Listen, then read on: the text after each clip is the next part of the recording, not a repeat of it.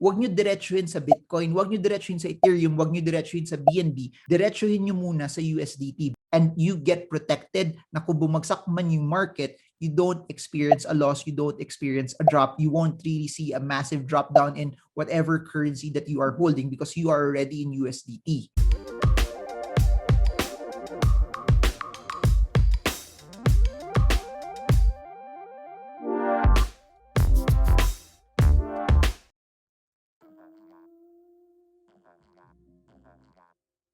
Hey guys, so in this video, let's talk about stable coins. What are they and how significant they are in your role as a person who's investing in the cryptocurrency market. So as you all know, over the past few days, we've been doing a deep dive on the basics of the other altcoins because as what I've mentioned, I stopped allocating more money into Bitcoin right now while we are seeing a great opportunity on how you could possibly get a larger amount of earnings by buying different altcoins that may be smaller than Bitcoin but have great promise and potential. Because stable coins are what I use whenever I take profits. Stable coins are what I use in times where I just want to protect my gains or I don't know yet what am I supposed to buy. You are like me that whatever you place in the cryptocurrency market, you don't want to take it out, then this video is for you so that you see the significance of what stable coins are. So what makes stable coins so interesting is that they are a hybrid and they give the best of both worlds for the cryptocurrency investor. Why? Because it positions you in the cryptocurrency space, but it gives you also the protection that it is not as volatile. As you all know, I've been talking about this over and over in the channel.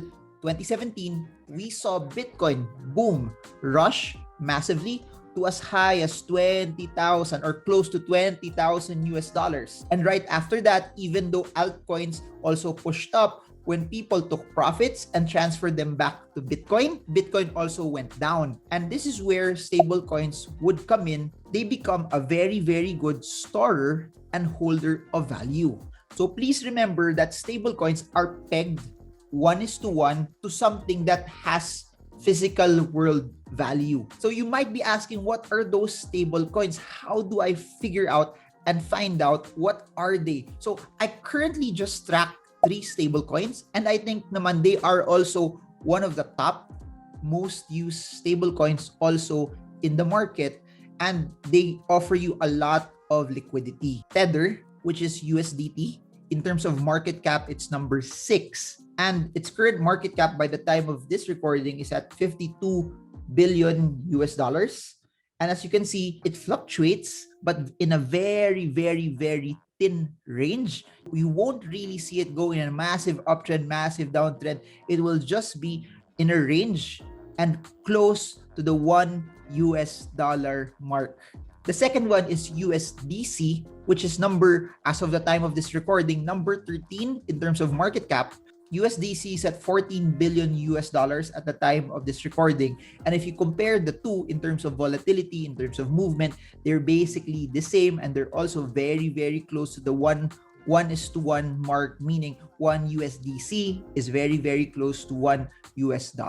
Third one, because I know a lot of you are Binance users, and I'm sure you've experienced this also, we have BUSD. This is the counterpart of Binance. That's a stable coin for the US dollar. Ranking it via market cap, it's number 24, and it's currently at 6.9 billion US dollars. Basically, USDC was launched October 2018 by the Center Consortium. So they're powered by Coinbase. So just by that alone, you already know this is something that's mainly catered to the US. Because as you all know, Coinbase is the exchange that a lot of people from North America or the US use. I don't primarily use a lot of USDC. I use the other stable coins, but pretty much in my opinion, they're the same. So please do note also that this is powered by the Ethereum network and it's using ERC20. USDC is pegged and stabilized by a 1:1 ratio with US dollars. So now let's talk about USDT, or a lot of people also call it Tether. This is something that I have more of. So comparing USDC and USDT, at least on my experience, every time I would try to come into the cryptocurrency space, I would try to come into the cryptocurrency market, I would use peso and swap it to USDT first before I go into whatever cryptocurrency I want to buy, whether it's BTC, BNB, XRP, Doge, etc. Just a brief history on USDT. It was originally known as Mastercoin. The idea for it was conceived around January 2012. It was launched in 2014 by Bitfinex. It's a fiat collateralized currency also, and its value is pegged 1:1 with the US dollar. Please do remember that it's the largest in terms of market cap and it's the most liquid. And a lot of people who are not from the US who are trading in and out of the cryptocurrency market use this the most. For those who are watching this and are riding Doge, one way for you to take profit and still be in the crypto space is from Doge or whatever currency you're having and you already want to take profits, you just transfer it and flip it back to USDT and you get protected na kung bumagsak man yung market, you don't experience a loss, you don't experience a drop, you won't really see a massive drop down in whatever currency that you are holding because you are already in USDT without you bringing it back to fiat. You've been hearing me over and over, I have no intentions of bringing things back to fiat. I have no intentions of taking my money back from something that's already superior. I really believe that cryptocurrencies are the future. I really believe that we are seeing the future unfolding before our very eyes today. And that's why, as much as possible, whatever I put in, it stays there. Because why? I have fiat currencies that I can use also to spend. So what I put in fiat will stay in fiat. What I put in crypto will stay there. But it's those stable coins, it's USDT, USDC that will primarily protect me. It's fun right now because we are in a massive bull market. I think this is a very, very massive bull market. It's not just because umaakyat siya, but it's being accepted more now, 2021, than what it was in December, November 2017. That, I think, is the primary difference on what's going on right now. My suggestion to all of you always, every time magpapasok kayo, regardless if it's via credit card or using P2P via Binance, my suggestion is wag nyo diretsuhin sa Bitcoin, wag nyo diretsuhin sa Ethereum, wag nyo diretsuhin sa BNB, diretsuhin nyo muna sa USDT. When you would want to travel maybe to Malaysia, Malaysia uses our Malaysian ringgit, right? If you would swap Philippine peso straight to Malaysian ringgit, pwede naman, but you would lose a lot on the spreads, meaning sobrang layo ng difference. What is the best way for you para hindi ka malugi dun sa spread na yun? From the Philippines, swap it first to US dollar, and then when you reach Malaysia, your US dollar, swap it to the Malaysian ringgit. As you enter the crypto space, always put it first in USDT, and then when you are in, that's when you start swapping it to other currencies that are out there. Stablecoins and USDT is not just for taking profits, it's also if you want to maintain a cash position. So for those of you who have been following me because of the stock market, this is like our cash position. This is like our position that if you sell, put it into cash, this is it. It's USDT, it's USDC, and also BUSD. So basically, BUSD is also the same as USDT and USDC. It's also a US regulated stablecoin fully backed by US dollars. 1 BUSD is equal to 1 US dollar. The biggest advantage if you're using BUSD in the Binance platform is wala siyang charges. So if you have the intention of just using it, swapping inside the Binance exchange, and you are not going out anymore, you don't plan to use it for anything else, BUSD might be more advantageous because it would save you from a lot of those fees. Yun lang, it's smaller than USDT, but if your primary intention is just to keep it inside Binance, then BUSD would be an option also for you so that you get to save on charges. So please do note that there are a lot more stablecoins out there. Gemini has their own, but these are the 3 ones that I'm looking at. Everything you can search also in the web for you to be able to get it. But again, just a tip for everyone, similar to the things that I would always mention for other stocks, cryptos, businesses, the technique is always going with the ones that are bigger because it gives you a bit of stability. And the fact that we are going for stablecoins for stability, di puntahan nyo na yung mas malaking market cap, puntahan nyo na yung mas liquid so that it would be easier for you also to come in and out.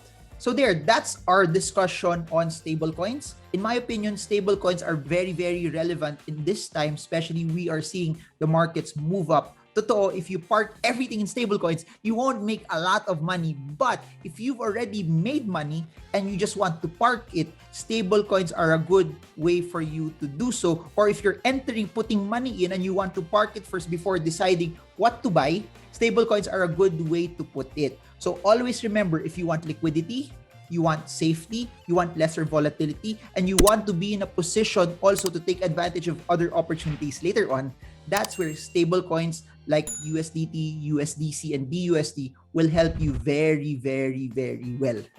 So there, I hope you guys got a lot from this, and I hope that this is something that's very, very relevant. I hope that this is something that's very, very insightful for all of you. And I'll try now. I know I won't be able to go through all of the coins out there, all of the tokens out there, because there's thousands of it. But I'll try as much as possible to talk about the more relevant ones, because there's still so much to talk about. We have Cardano, we have Polkadot, we have Cake, we have Uniswap, we have VET, we have Link, and so much more. There's a lot more that we can actually talk about here. And the whole goal of why I'm doing this on a daily basis is just really to change the narrative that before you come into anything, especially right now, guys, now please remember this. There's so much hype in the cryptocurrency market that everyone wants to get in. Nothing wrong wanting to get in. But if you are coming in just because pangarap mo yumaman na ayaw mo aralin, ayaw mo paghirapan, gusto mo lang ilagay because everyone is putting their money there or because it's going up, then you might set yourself up for failure. The whole goal of this channel is to give you information, the right content also, so that you can cipher out which is the noise. You can filter out the things that are not so relevant to you. Even whatever I say, guys, please don't listen to what I say and purely take it as the gospel truth.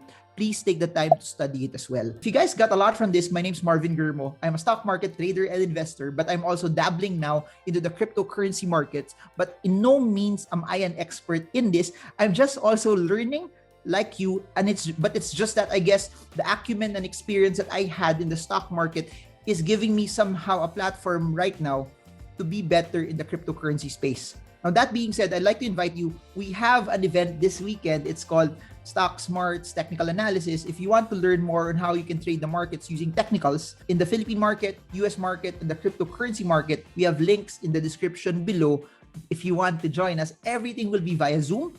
Everything will be done online. So wherever you are, wherever you live, you can actually join us. It will be for 2 weekends, 4 sessions, 4 half-day sessions where we're going to talk about a lot of the indicators. We're going to talk about support and resistance. We're going to talk about trend lines. We're going to talk about candlesticks and so much more. So if you want to join us, links are in the description below.